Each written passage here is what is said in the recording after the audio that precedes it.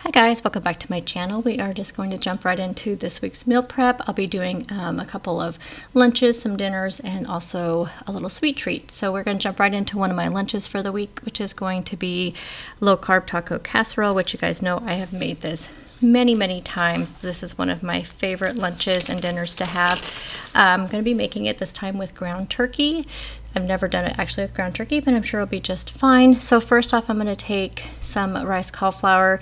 I did let this thaw out just a little bit, but I'm going to go ahead and cook it in a pan fried a little bit in some oil. I did end up adding in a second bag of cauliflower because I wanted to have a pretty good sized portion of this for either lunch or dinner, whichever one I end up having it for. So I'm just going to continue sauteing that up until it's, kind of crispy a little bit, and then we'll move on to the next step.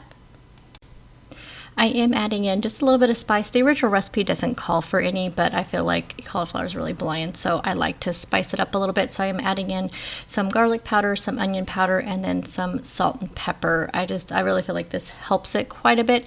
Sometimes I add a little bit of taco seasoning to this mixture, but garlic, onion, salt, and pepper is just fine. Now, meanwhile, make sure your oven is preheated to 350 degrees, and we are going to put the cauliflower layer into a greased dish. So I'm just putting this in on it's like an 11 by 6 casserole dish. You could do it a little bit bigger in a 13 by 9 because this will be rather tall. But go ahead and put that layer in, and then we'll start working on the meat layer.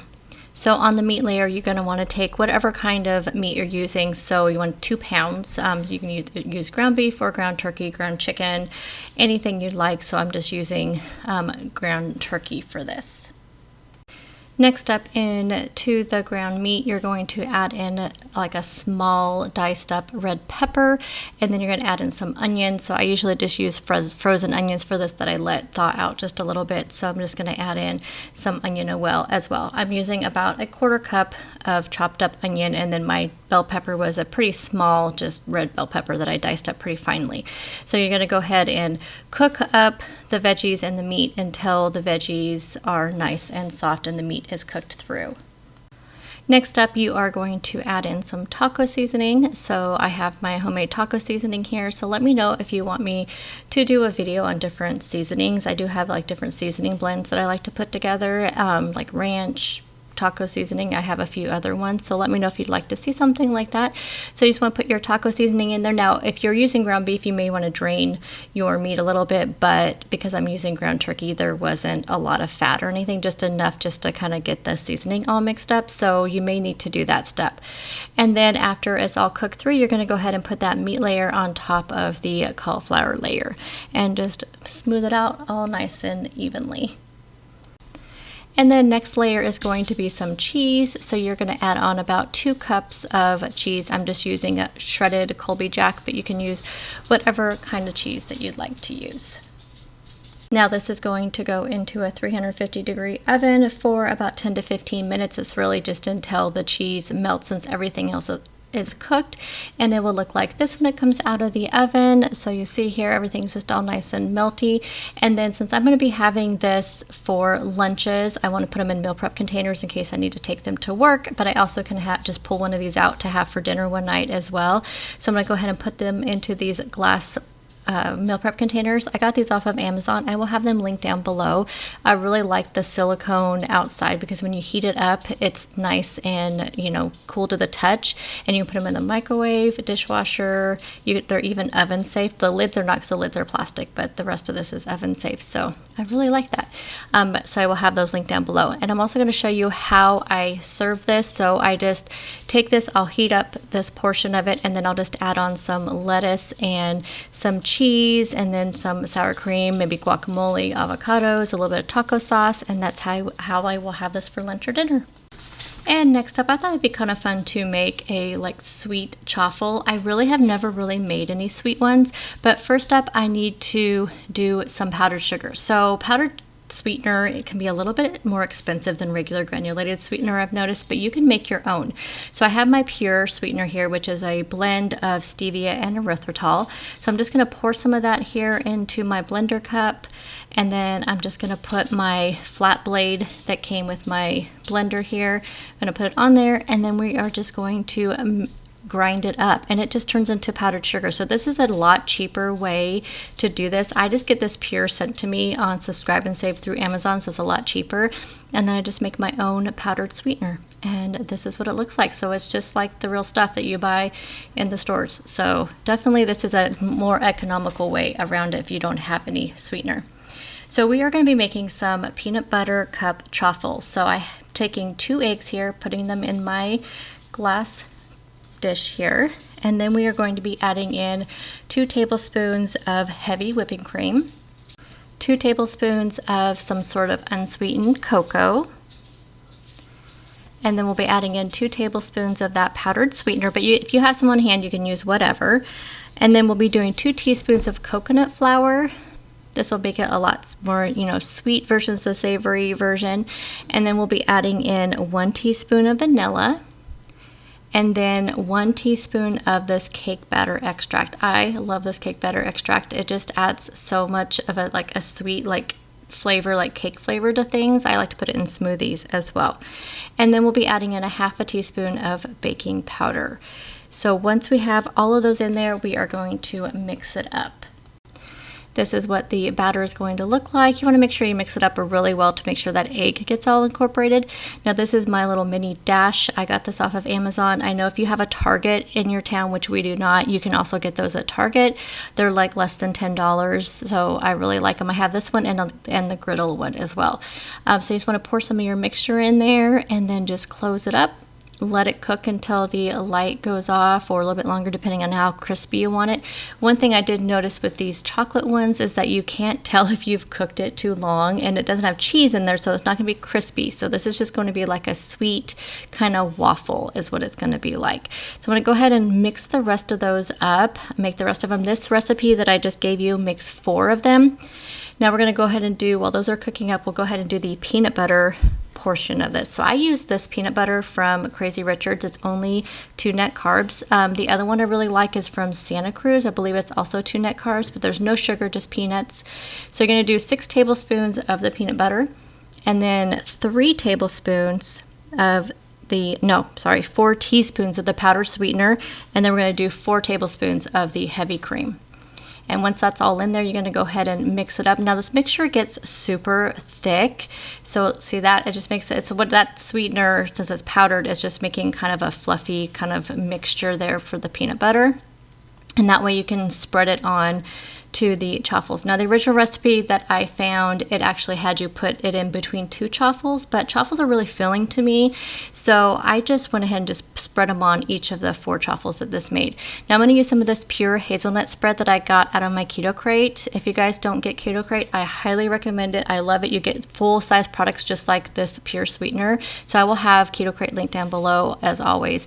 So I just kind of melted it down just a little bit in the microwave to make it a little bit liquidy, and I'm just sprinkling some of this pure, it's like Nutella is what it is. It's like a hazelnut spread, and it is really good. So here you go. Here's what they ended up looking like, and I did have one of these right after I got done meal prepping, and they are really, really good. So highly, highly recommend this recipe. Now next up, we are going to make some savory chaffles that I'll be using for BLTs. I will have my original BLT video linked down below where I show you a chaffle recipe, but I have since changed it based on one that I found on the Keto Twins channel, and I really like their recipe, so I will have their video linked down below. For this savory chaffle recipe, we are going to do 2 cups of cheese. I'm using a mixture of mozzarella and Colby Jack. That's my preferred mixture for any kind of savory chaffle. So that's going to go ahead and go into our bowl here.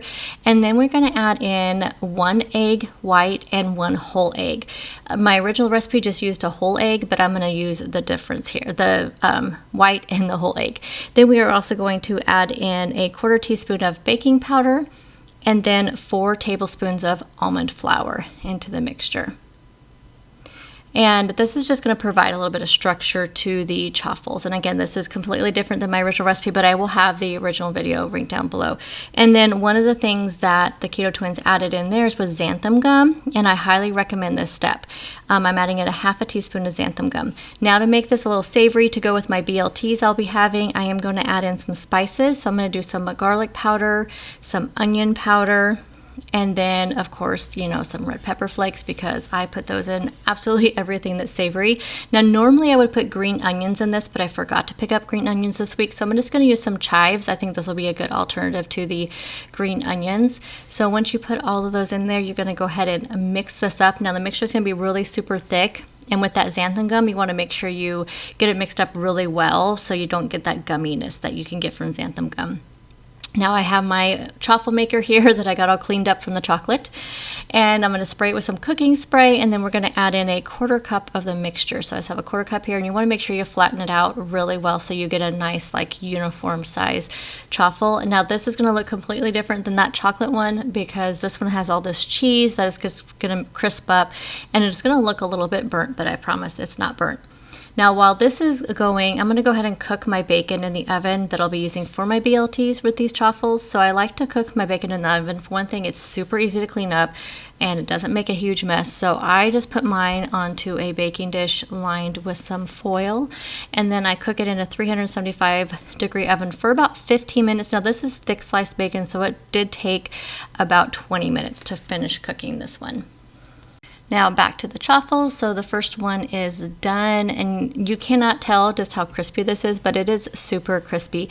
And what I really like with the addition of the baking powder and the xanthan gum that I didn't normally put in my original recipes is that it just makes it more of a bread-like when you bite into it. So you have that crispiness, but then you also have like the airiness of bread. So again, I really, really like this recipe. So I'm going to go ahead and finish making the rest of these chaffles. And again, like I'll be having these for my BLTs. So what I'll do is take 2 of them, put a little bit of mayo on there, some tomato, some lettuce, and then some bacon, of course. And I will have these for lunch or also for dinner. So here are my big pile of chaffles.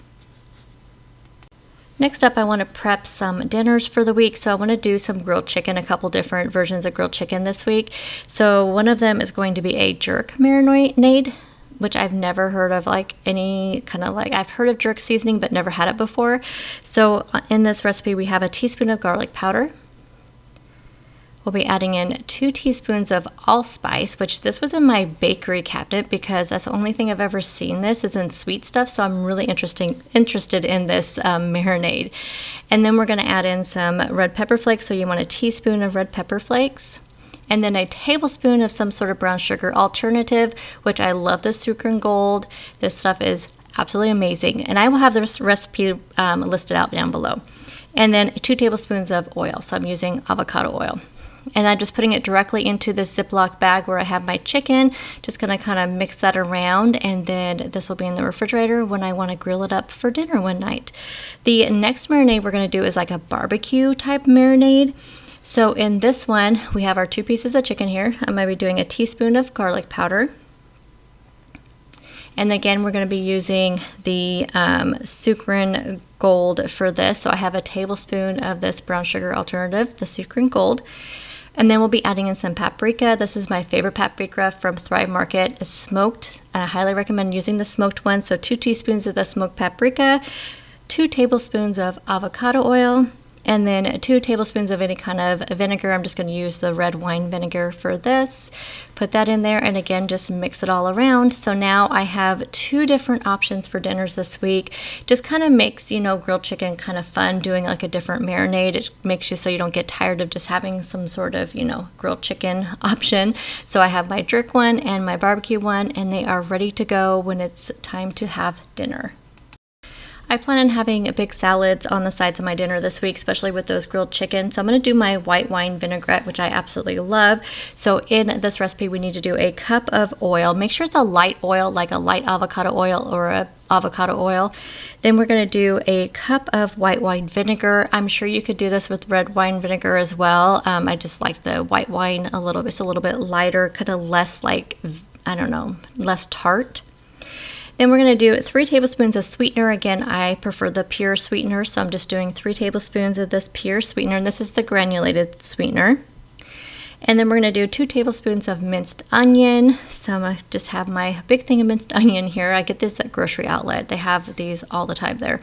And then I'm going to do 2 tablespoons of minced garlic, and I get this one at Costco. I buy one of these all the time. They last me forever.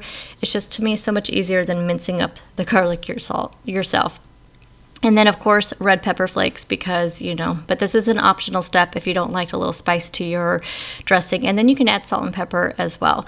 And then you want to just put your lid on there, and then you're going to grind it up. And it just really, you're just emulsifying all the different oil and the vinegar together is what you're doing here. And then I leave this on the counter because if you put it in the refrigerator, it's going to harden up. So I just leave it in this little, or put it into a dish, and I put it in on the counter, and that's where I store it all week. And that is everything, you guys. Here is everything I prepped for the week. So I have my lunches, my dinners, a dessert. I have everything ready to go for the week. Let me know if what you guys prepped for the week down in the comment section, and make sure you check out the description box because I will have everything, all the recipes linked down below, videos I mentioned, and any recipes that I write out for you will be down there as well.